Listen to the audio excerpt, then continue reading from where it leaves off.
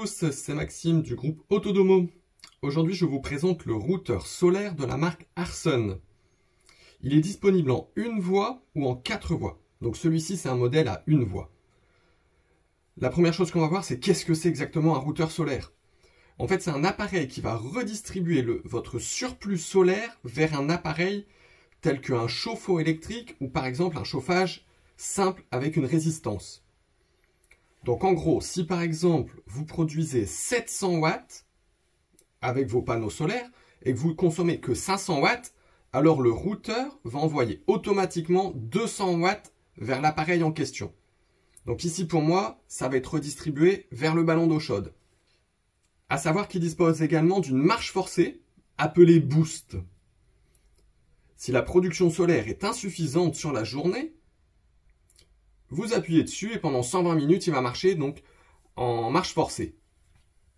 Il dispose également d'une entrée pour contacteur jour-nuit.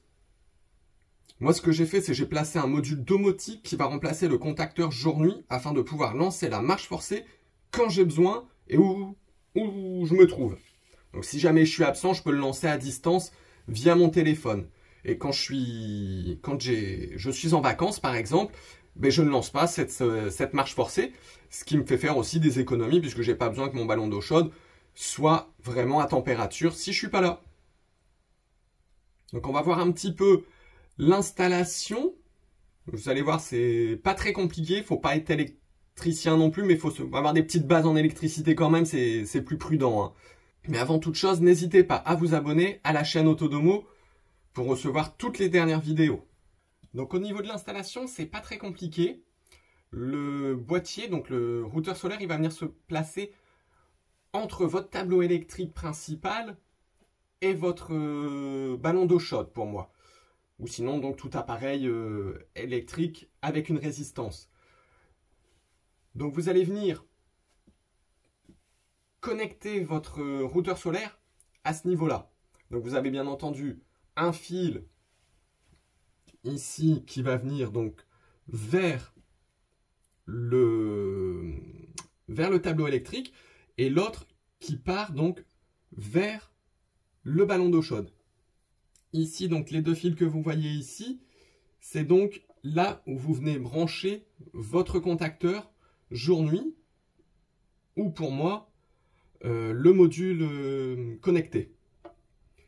Le fil ici, c'est tout simplement celui qui va venir se brancher entre votre tableau électrique et votre compteur Linky. Ça va être le Tor. Donc il est à brancher sur la phase neutre du Tor. Et il n'y a pas de sens pour le brancher. Lors de votre installation, il y a différentes petites règles à respecter. Donc à droite et à gauche, il faut un minimum de 5 cm. Et au-dessus, en dessous, il faut 30 cm d'espace. Tout simplement parce que c'est un appareil qui va chauffer. Donc ça permet qu'il ventile bien, qu'il se refroidisse bien, qu'il ne crame pas.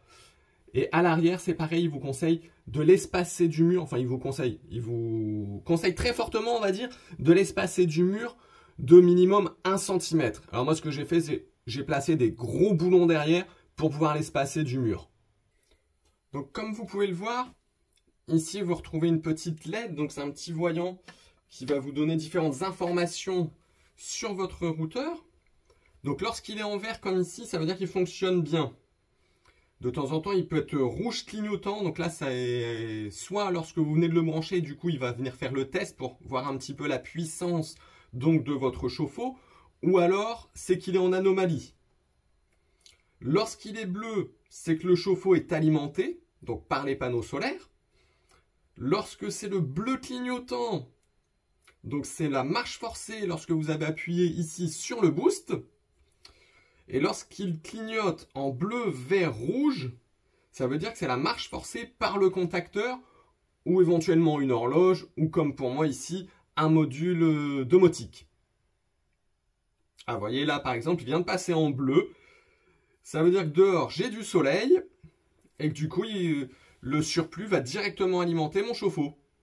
Et vous voyez, je n'ai strictement touché à rien du tout. Là, le soleil vient de se cacher. Oui, dehors, il y a quelques nuages. Et bien, il vient de repasser en vert. Donc, le chauffe-eau n'est plus alimenté.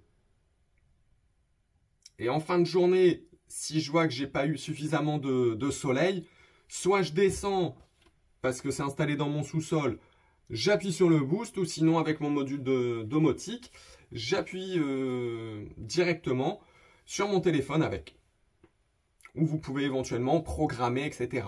À savoir que, bien entendu, lorsque la température de chauffe du chauffe-eau est arrivée à la température souhaitée, il va arrêter d'envoyer. Donc même si vous mettez en marche forcée, donc par le bouton boost ou éventuellement par le contacteur jour-nuit, un module domotique ou une horloge, et bien dans ce cas-là, il ne va pas envoyer quand même de l'électricité dessus puisque votre chauffe-eau ne va plus tirer à ce moment-là finalement. Et donc dans ce cas-là, on va partir sur de l'énergie qui va retourner directement chez Enedis. Voilà, donc petite conclusion donc, sur ce routeur de la marque Arson. Donc celui-ci c'est en une voie. Il en existe donc en 4 voies.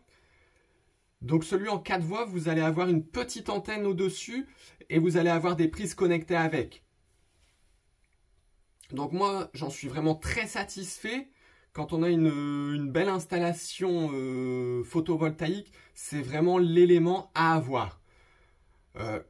Grâce à ça, j'ai pu obtenir un taux d'autoconsommation au-dessus des 95%. Parce qu'avec ça, j'ai vraiment aucune énergie qui est perdue. Alors à savoir qu'il y a toujours une petite marge d'erreur. Au lieu de tirer vraiment, par exemple, si vous produisez 700 watts et que la maison consomme 500, il ne va pas tirer 200 watts pile, il va tirer 190 par exemple. Donc il y a toujours 10 watts, 20 watts maximum qui vont repartir vers le réseau Enedis.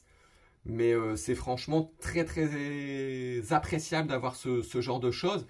Et les économies, elles sont là. Donc ce boîtier, on le retrouve aux alentours des 200-250 € de mémoire. Voilà, j'espère que cette vidéo vous aura plu. Si c'est le cas, n'hésitez pas à la liker. Et surtout, abonnez-vous à la chaîne.